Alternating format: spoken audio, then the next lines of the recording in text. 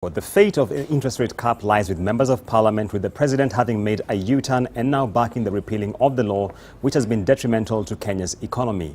MPs have 21 days to determine which way forward with the rate cap, with 2/3 of the majority required to keep it in place. Victor Kiprop now reports on the part that led to the president's change of heart after 3 years, despite mounting evidence from the time it was put in place that it was not achieving the intended objective.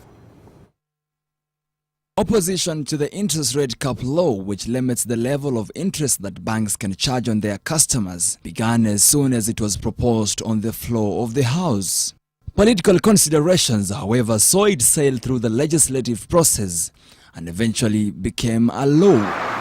The Central Bank of Kenya, however, had from the onset raised objections to the cap. Data will show that it is quite damaging to the economy. It's quite damaging to our own people. The people that we expected to help are the ones that are hurt the most. But after 3 years of borrowing at fixed interest rates that have averaged at between 13 and 14%, Kenyans might soon have to pay more for loans if Parliament is unable to mount sufficient opposition to the president's wish.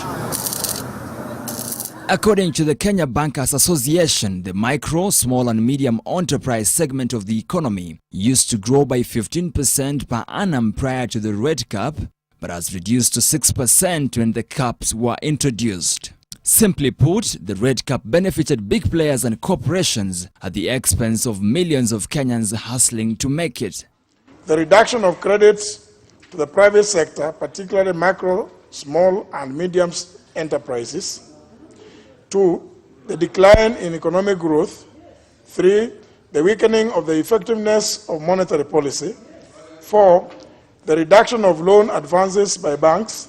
5, the mushrooming of Shylocks and other unregulated lenders. Kenya has lost a lot of its growth dynamism by an interest rate, loan rate cap and interest rate structure that doesn't ultimately serve its economic needs. Members of Parliament, who had already rejected a request by the National Treasury to remove the cap in June, have vowed to overturn the president's directive.